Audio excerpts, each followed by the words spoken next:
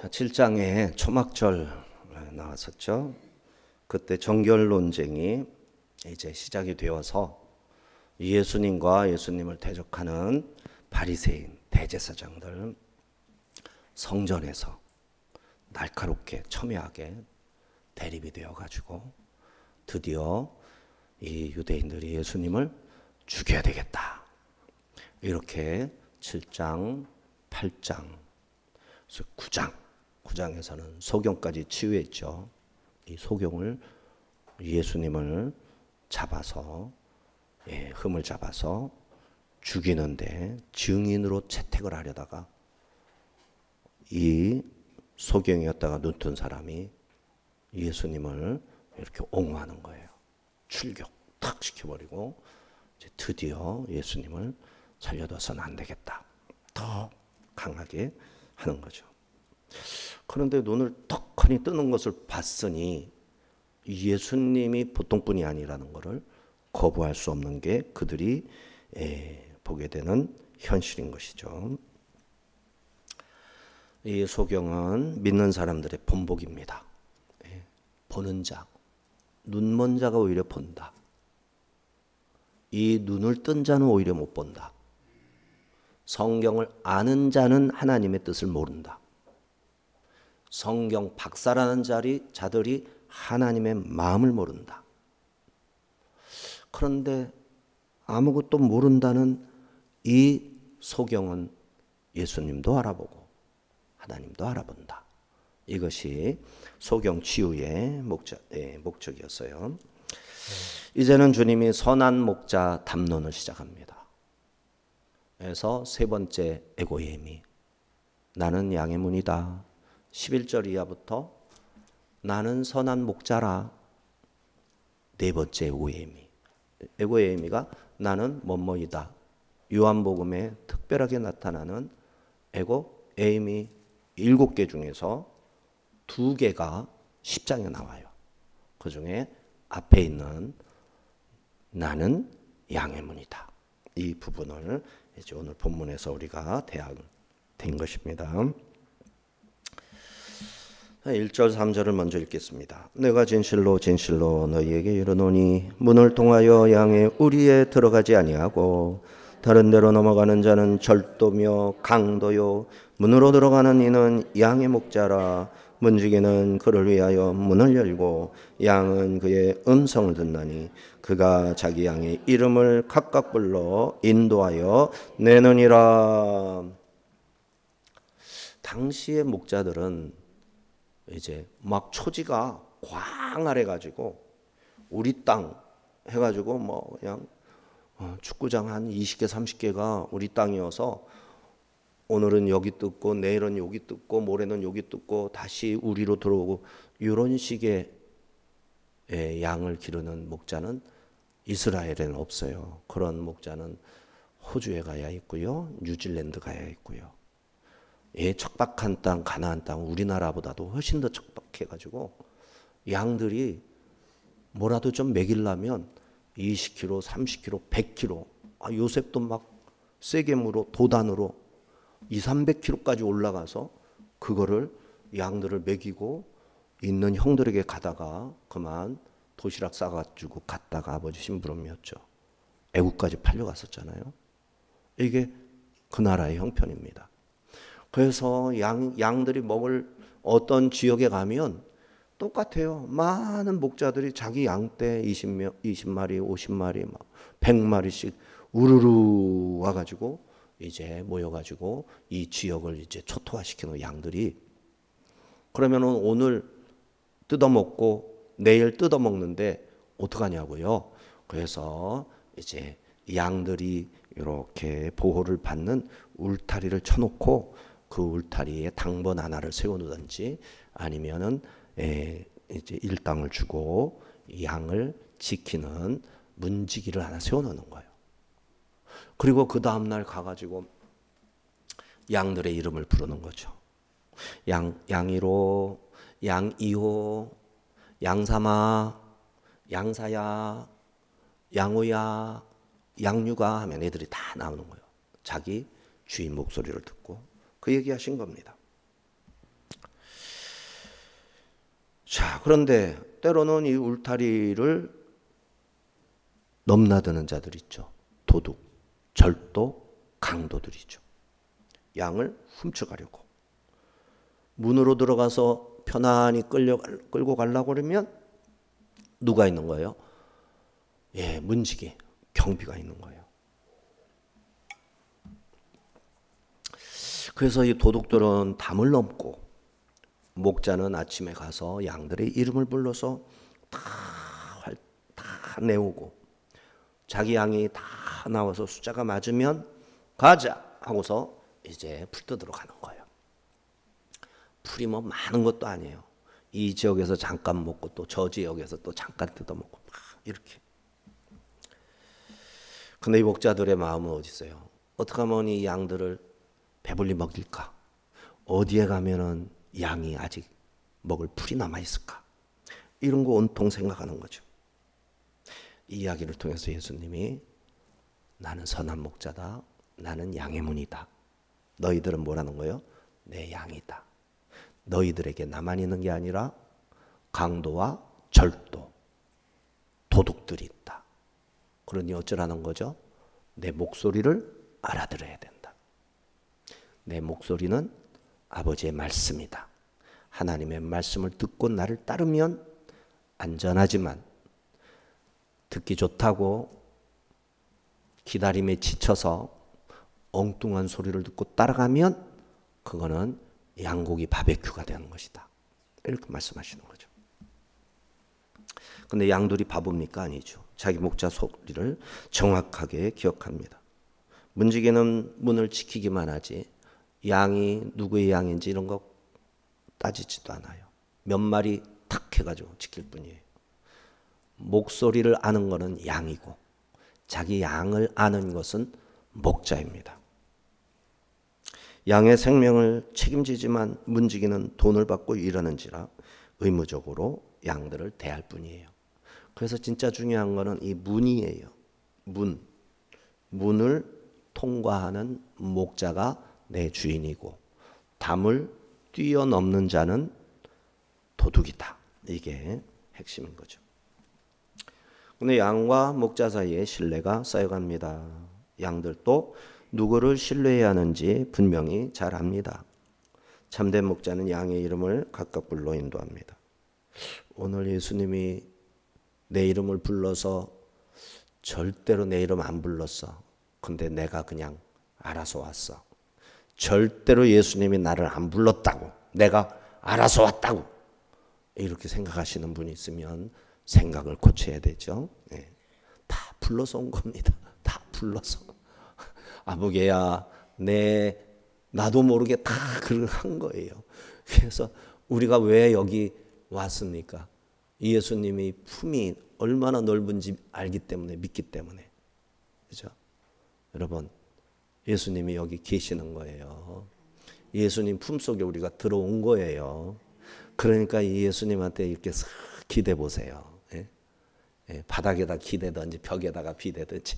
그냥 예수님이 여기 계시다고 이렇게 기대 보는 거예요. 얼마나 편안하겠어요. 그러면 예수님이 안아주실 거 아니에요? 아픈 사람은 업어주시고 안아주시고 안 아프고 건강하면 가자. 탁 한마디만 하면 쪼르륵 따라가고 됐다. 거기서 뜯어 먹거라. 그러면 거기서 성경 말씀 읽고 그러는 겁니다. 할렐루야죠. 우리가 모두 그렇게 살아갑니다. 그러면서 예수님과 우리 사이는 인격적 관계를 맺고 또 모든 양들을 하나씩 개별적으로 돌보주시는 거예요. 성도는 세상의 화려한 목소리가 아니라 나를 가장 잘 아시는 주님의 음성에 반응해야 됩니다. 4절에서 6절입니다. 자기 양을 다 내어놓은 후에 앞서가면 양들이 그의 음성을 아는 고로 따라오되 타인의 음성은 알지 못하는 고로 타인을 따르지 아니하고 도리어 도망하느니라. 예수께서 이 비유로 그들에게 말씀하셨으나 그들은 그가 하신 말씀이 무엇인지 알지 못하는. 지금 못 알아들으시는 분이 있으면 비슷한 거겠지만 못 알아들을 리가 없죠. 예수님은 백성들을 도둑질하는 지도자들, 하나님으로부터 보내임 받은 예수님 자신과 그들을 비교하고 있으세요. 자신은 1절에서 언급한 절도 강도들이 아니고 다른 목자를 절대로 따라가지 않는 양들은 안심하고 신뢰할 수 있는 참 목자다. 이렇게 말씀하신 겁니다. 목자들은 양떼를 뒤에서 몰고 다니지 않아요. 맨 앞에 그냥 가면 양들이 쪼로록 따라옵니다. 중동이 그래요. 예. 근데 이제 오스트리아나 이런 데 보면은 개들을 풀어가지고 개들 보고 야 바둑아 탁 신호를 보더니죠. 그러면 이 바둑이가 이 신호를 보고 왼쪽으로 몰지 오른쪽으로 몰지 그거를 탁 해가지고 탁 뒤처진 놈 가가지고 또 그냥 와 위협을 해가지고 쫙 하고 그리고 이 바둑에는 양들 대장이 누군지를 알아가지고 개를 움직이는 거예요. 개를 움직여가지고 싹 목자는 이렇게 맨 앞에서 이끌어가지고 이제 나가는 거예요. 밖으로 나가는 거예요. 주님은 우리를 그 울타리 안에만 가두어 놓지 아니하시고 풍성한 꼴이 있는 삶의 현장으로 이끄십니다. 그리고 뒤에서 채찍질하지 아니하시고 앞서가시면서 위험을 미리 당하시고 또 길을 닦으시고 그러면 양들은 목자의 음성을 아니까 쪼로로로로 따라오는 거예요. 목자가 앞서가며 목자만의 신호, 휘파람, 휘슬 있죠. 이런 걸 또 구령 이렇게 내면 그 소리에만 반응합니다. 양들은 눈이 참 나빠요. 그래서 몇 미터 앞도 잘 못 봐요. 그런데 소리는 그렇게 밝아요. 신앙이 그래야 됩니다. 눈에 보이는 것은 좀 어두울 필요가 있어요. 백화점만 보면 눈이 반짝반짝거려. 아 이거 별로 안 좋다는 거죠. 명품만 보면 다 알아봐. 오 저거 봐. 어느 백화점에서 본 건데 저걸 샀단 말이야? 아우 짜증나. 이러면 별로잖아요. 예. 돈 있어서 샀나 보지 뭐. 예? 돈 있어서 샀나 보지 뭐. 우리는 귀가 밝아야 돼요. 사람들이 그런 거를 핸드백을 보고 쳐다볼 때 우리는 주님의 음성에 귀를 기울이는 겁니다. 그리고 주님의 가슴에서 나는 향내, 냄새를 맡는 거예요. 우리 주님의 냄새구나. 우리 주님의 목소리구나. 하나님의 말씀을 기대하는 거죠. 할렐루야.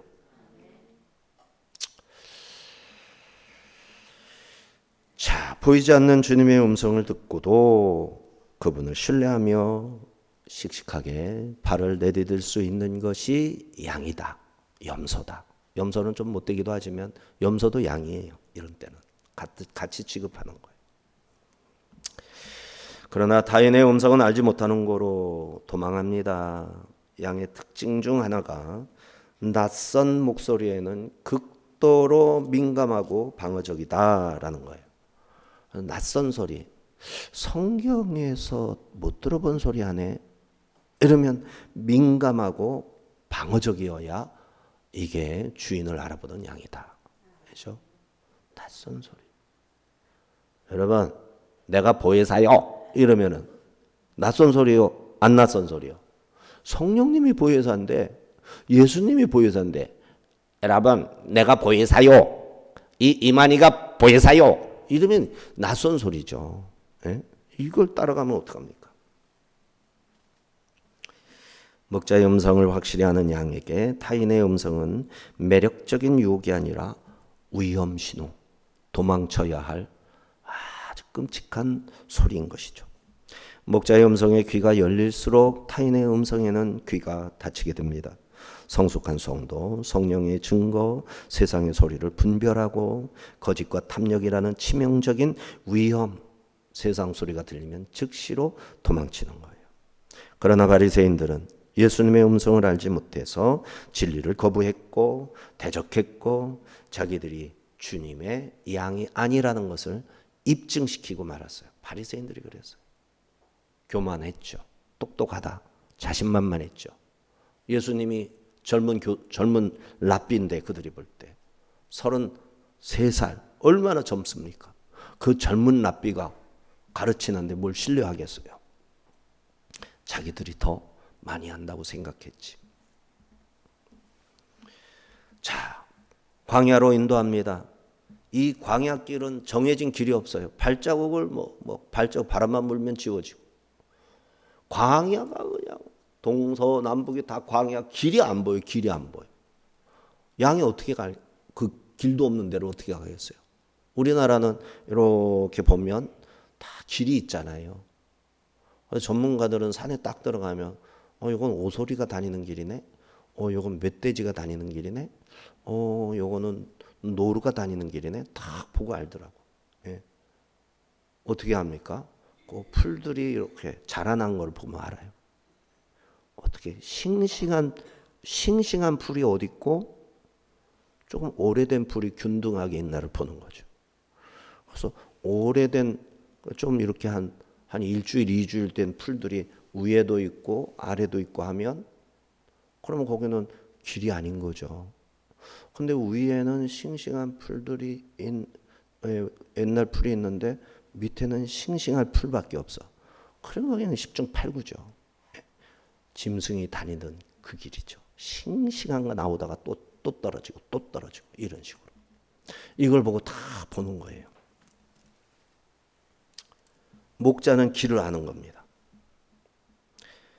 그래서 양은 목자의 음성만 알아들으면 그 길 없는 광야도 안전하게 다닐 수가 있어요.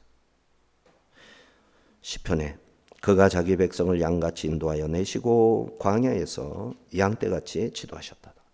출애굽 때 그 광야길을 모세가 성령의 인도죠. 불기둥과 구름기둥을 따라 광야길을 250만 300만 명이나 되는 이스라엘 백성들을 인도했어요.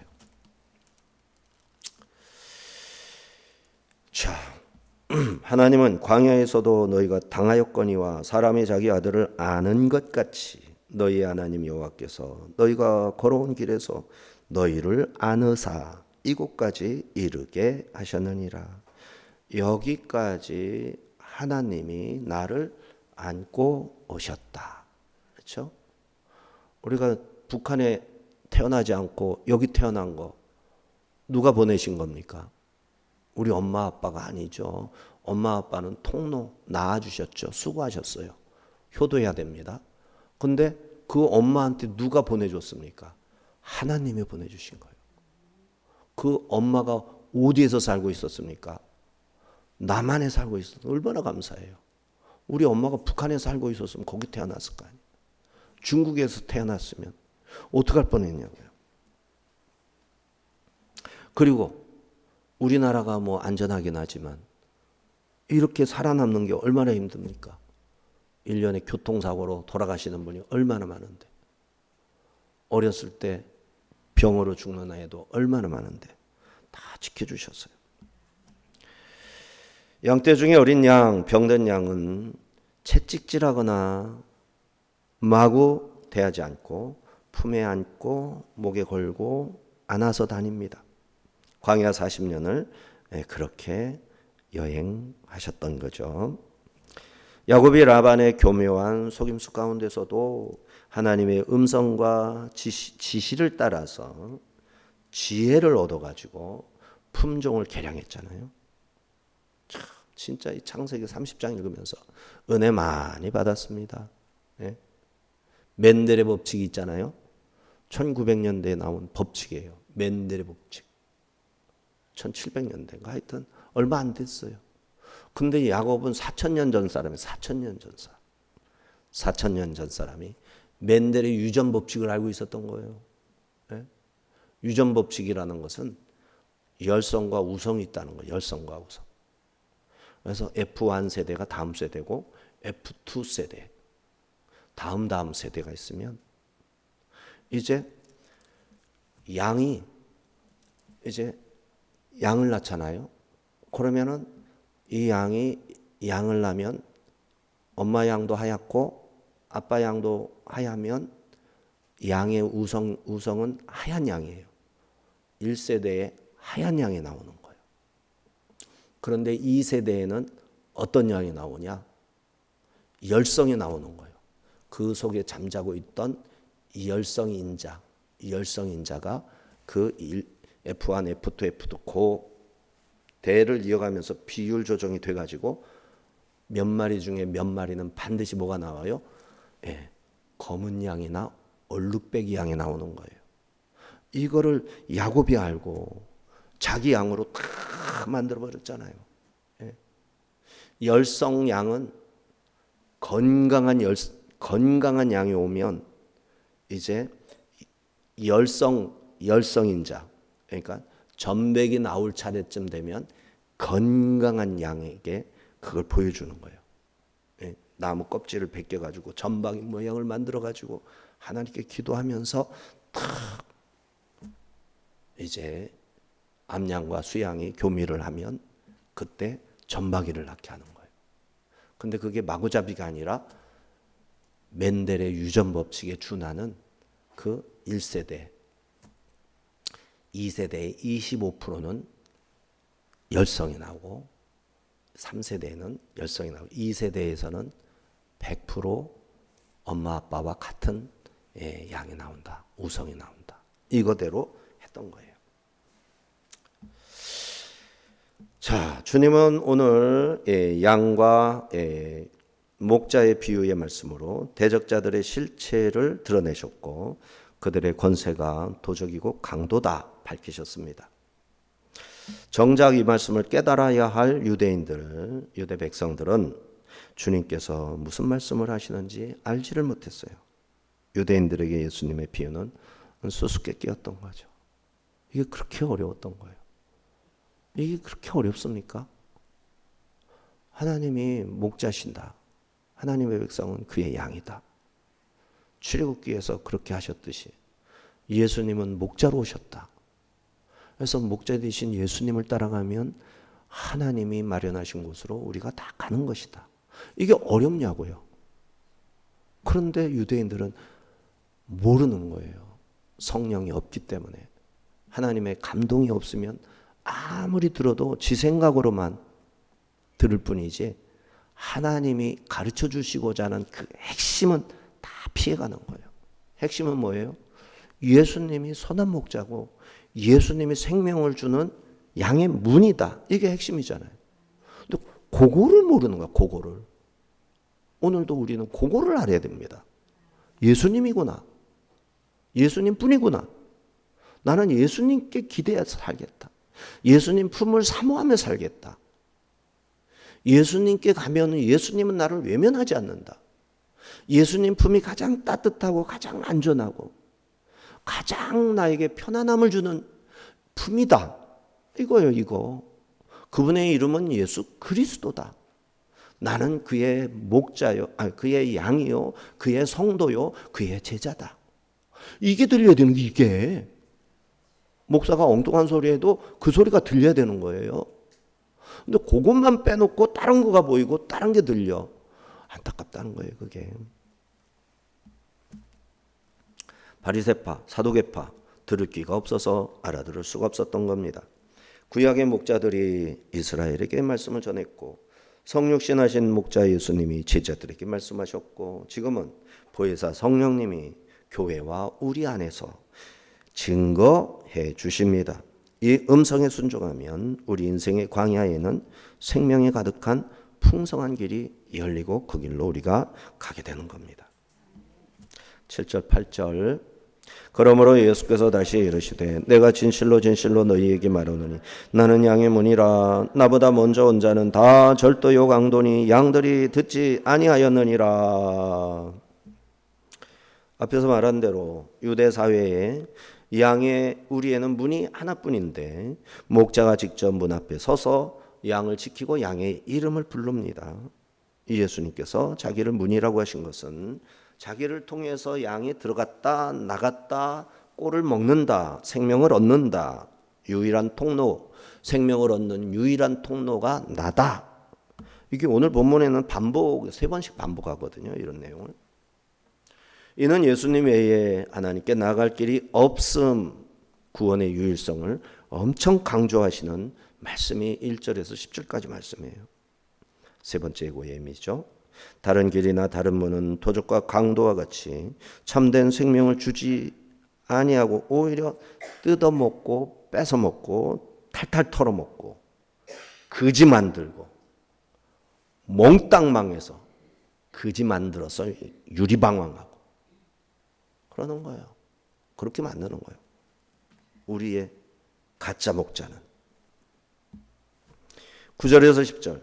내가 문이니 누구든지 나로 말미암아 들어가면 구원을 받고 또는 들어가며 나오며 꼴을 얻으리라.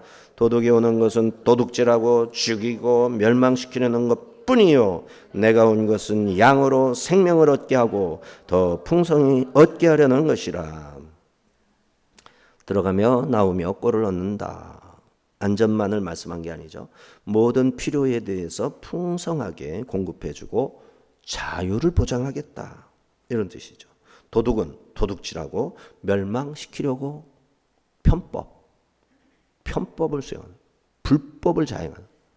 그런데 요즘 이 도둑과 강도는 법을 어기면서 할 필요가 없어. 법을 바꿔버려. 불법으로 법을 바꿔버려. 그럼 법이 아니에요. 그거는 지켜주면 안 되는 거예요. 불법으로 법을 바꿔버려. 야, 기가 막혀. 멍청한 사람은 그것도 법이라고 지켜. 아니 이런 거지. 동네에 신호등이 있는데 모든 동네가 빨간불에는 서고 파란불에는 가는 거야. 어느 동네는 바꿔. 우리는 독특해야 돼. 유니크하자. 빨간불에 가고 파란불에 서자. 알았지? 그래놓고 빨간불에 서는 차는 다 잡아서 교통법규 위반 50만 원 되겠습니다. 딱지 계속 끊는 거야. 빨간불에 서는 거, 파란불에 가는 것도 다 잡는 거야. 거꾸로 됐나? 하여튼 그렇게 하는 거야. 법을 바꿔버려.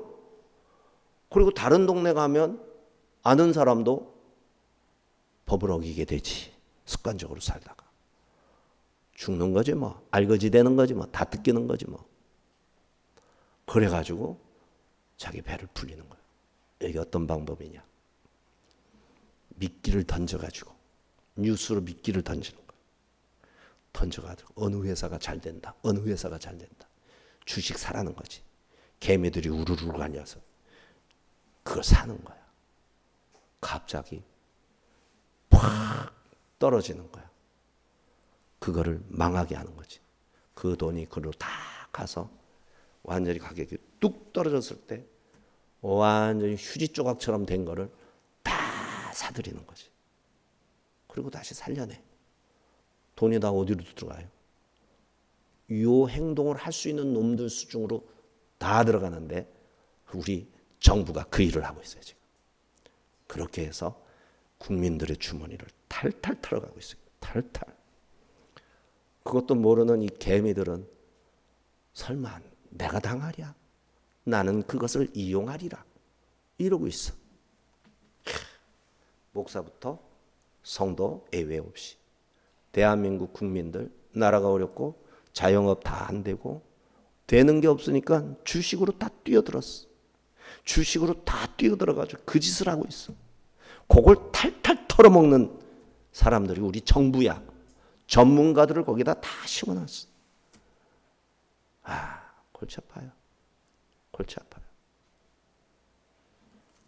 믿지를 않으시겠지만 많은 사람들이. 목자가 양들을 우리 안으로 들여보낸 뒤 자신의 몸을 가로로 뉘어 입구를 막고 잠을 잡니다. 목자가 문 자체가 되는 것이죠. 어떤 짐승도 목자의 몸을 지나지 않고는 양에게 갈 수 없고 양도 마찬가지로 목자를 밟지 않고는 밖으로 나갈 수가 없게끔 안전하게 지킬 의지가 양에게 있는 거죠. 자, 나는 양의 문이다. 누구에게 하신 말씀인가? 첫째, 바리새인들을 포함한 이스라엘 지도자들에게 너희는 도적이다 하시는 말씀입니다. 너희들은 양의 문, 양의 목자가 아니라 양을 훔치기 위해 담을 넘는 도적이다. 누구에게? 그 당시 이스라엘을 다스리고 책임지는 지도자들에게. 아니, 영적 지도자들이 제사장한테 순종해야지. 백성들이 영적 지도자, 제사장, 대제사장한테 순종해야 될 거 아니야. 바리새파, 하나님 말씀을 얼마나 거룩하게 오시며 보며 범상치 않다고요. 말 한마디가 얼마나 끝내주는데 저렇게 말해야 돼. 사람은 저렇게 살아야 돼. 이게 바리새인들이었다고. 근데 예수님은 너희가 도적이야. 너희가 강도야. 대제사장, 너희가 강도야. 예수님은 그렇게 보신다고요. 눈 떠야 됩니다. 누가 강도인지, 누가 도적인지. 양을 훔치기 위해 담을 넘은 도적이다. 나라가 깜깜할 때 담을 넘은 절도요 강도가 너희들이다. 깜깜할 때. 이 나라가 지금 어두울 때, 어려울 때 담을 뛰어넘어서 다 도둑질하는 도적이 너희들이다. 너희들이 백성들의 생명과 복지에 관심이 있느냐? 너희의 관심은 오직 돈과 자기 이익에만 있지 않느냐? 악한 지도자들은 예수님의 진심 어린 충고를 거부했습니다.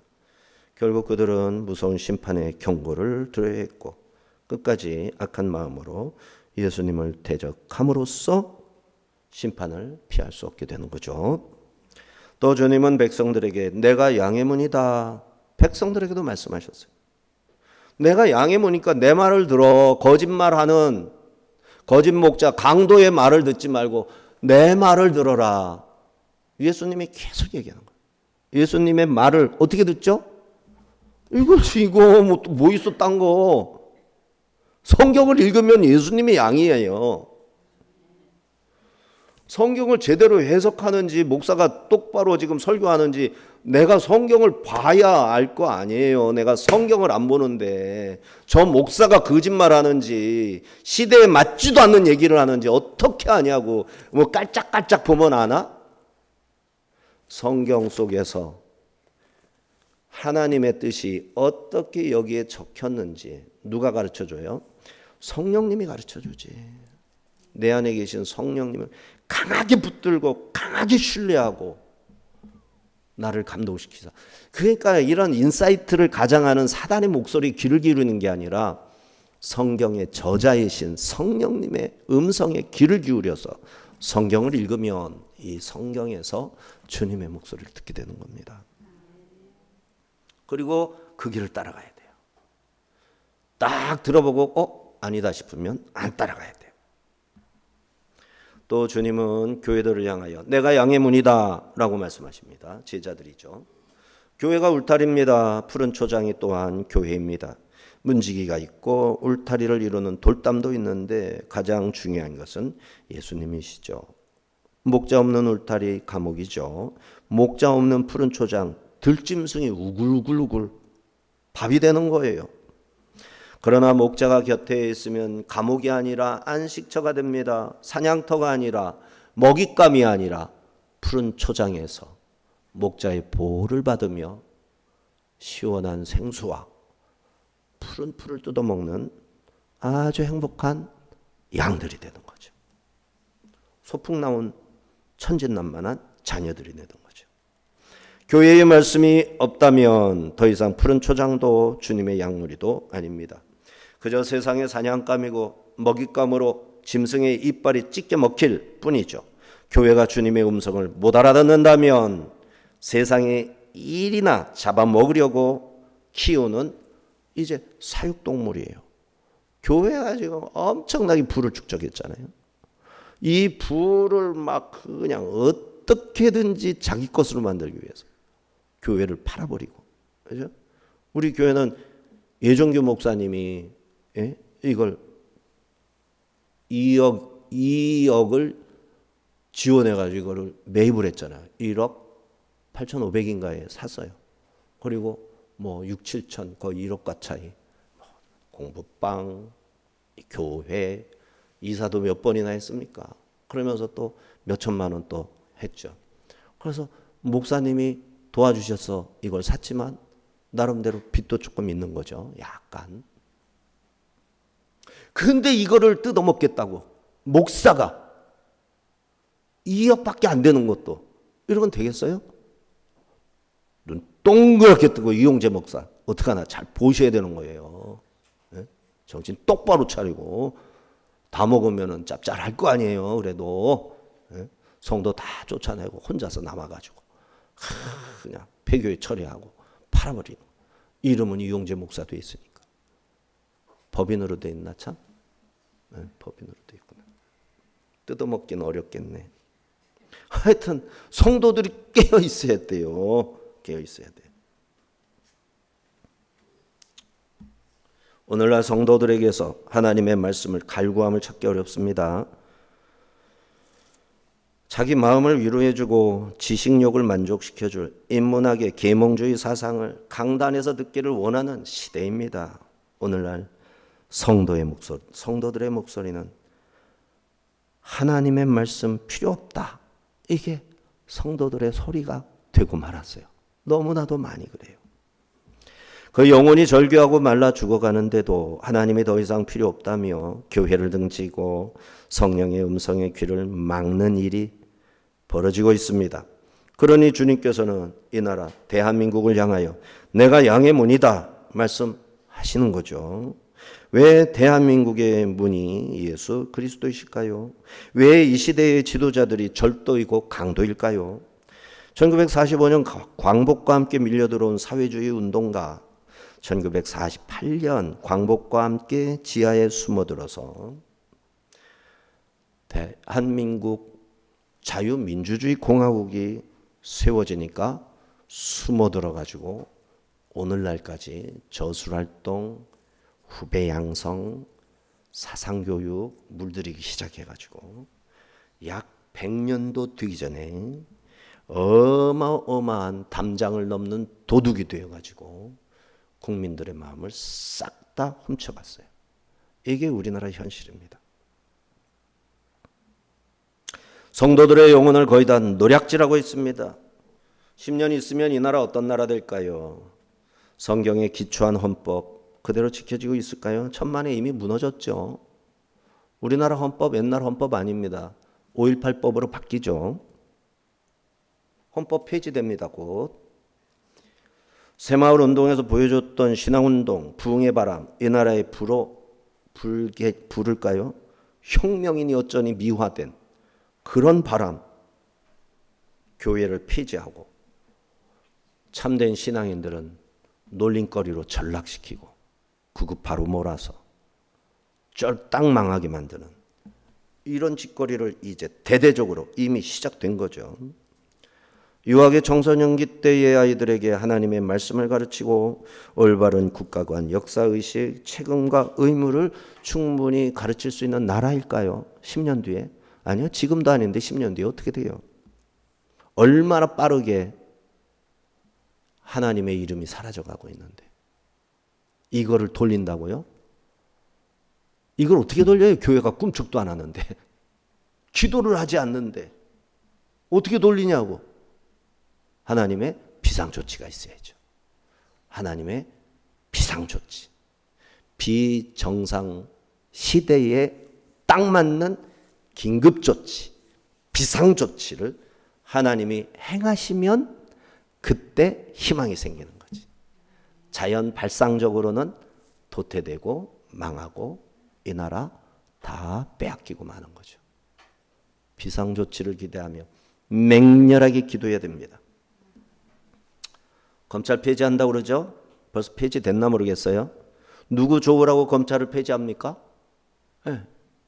자기 조사 못하게 폐지시키는 거잖아요. 교회 폐지법 벌써 통과해서 시작됐죠? 원하기만 하면 들어와 가지고 탈탈 털어가요. 목사 재산 다 뺏을 수 있고 교회 재산 다 뺏을 수 있어요. 누가? 정부가.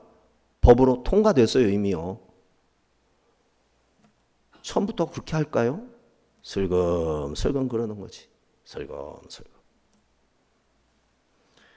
이제 헌법은 폐지되고 5.18법이 우리나라 헌법이 될 겁니다. 어떻게 됩니까 이거? 대한민국을 세우신 그리스도, 대한민국의 생명을 지켜낸 교회, 이 나라의 양의 문이신 그리스도를 몰아내고 내가 왕이다, 내가 목자다 하는 절도와 도적들, 잘한다 잘한다 멋지다 하는 자들이 왜 이렇게 교회 안에까지 많았어요? 교회 목사들 가운데도 왜 이렇게 많아 이거? 어떻게 하면 좋습니까? 일제시대가 그대로 지금 반복되고 있잖아요. 주기철 목사님을 누가 면직시켰어요? 너 더 이상 목사 못해. 누가 했어요? 동노회. 장로교 노회에서 결정한 거예요. 왜? 일본 놈들이 그걸 강요했으니까. 전부 신사참배하라고. 그때보다 더 해요 지금. 어디다가 충성하는 거예요? 어디다가. 우리의 선한 목자, 교회와 성도들의 양의 문이신 예수 그리스도, 우리는 주님의 음성을 따라야 합니다. 그 음성을 기록한 말씀을 따라야 합니다. 그의 지팡이, 막대기 지도를 따라 순종하며 살아야 됩니다. 이 나라 믿음으로 시작한 나라니 기도로 감당하는 나라 되어야 합니다. 기도로 세우는 나라가 되어야 합니다. 우리 민족이 주님의 말씀을 증거하는 민족이요, 우리나라가 그리스도를 문으로 삼아 들어가고 나오고 꼴을 먹는 그런 나라 되어야 합니다. 왜 우리 민족이 그런 민족이 되어야 됩니까? 세계 역사에서 하나님으로부터 이런 축복을 받은 나라, 이런 민족이 더 없기 때문입니다.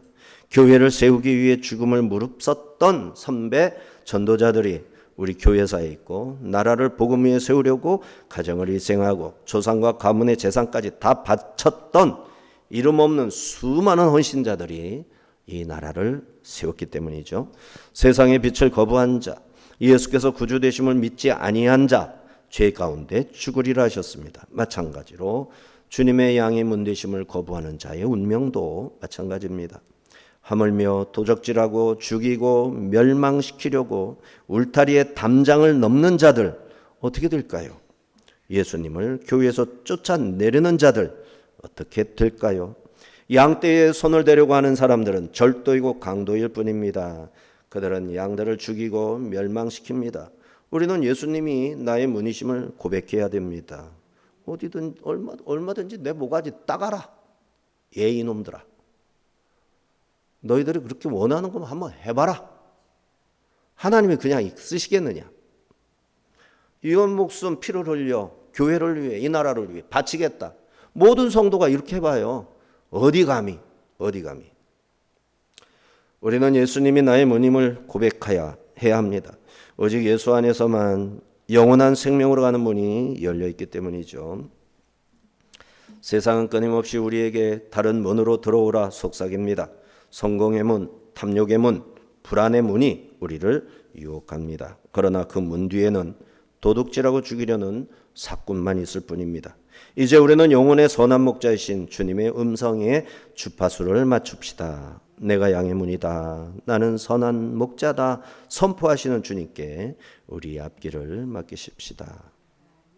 요한복음 10장에서 양의 목자의 음성을 아는 것 같이, 그래서 생명을 얻었던 것 같이, 성령님의 주요 사역은 주님의 말씀을 생각나게 하고 가르치시는 것이죠. 성령님은 타인의 음성을 분별하게 하시고 오직 선한 목자이신 예수 그리스도의 음성만 선명하게 들을 수 있도록 도와주십니다. 성령 충만은 말씀이 가득한 상태입니다. 예수님이 양의 문으로서 구원의 통로를 여셨다면 성령님은 그 문 안으로 들어온 성도들이 매일의 삶에서 영적인 꼴, 하나님의 말씀을 우리에게 먹여 자라나게 하십니다. 성령의 열매는 선한 목자의 인도 아래 말씀의 초장에 거하는 양들을 통해 풍성하게 맺힐 겁니다. 우리가 주님의 음성을 듣고 그 문으로 들어가기만 하면 이 세상, 광야의 삶, 더 이상 두려운 땅이 아닙니다. 목자가 예비하신 풍성한 잔치상이 될 겁니다. 이 보혜사 성령님의 인도하심 속에서 우리 풍성함을 누리는 저와 여러분이 되시기를 주의 이름으로 축원합니다.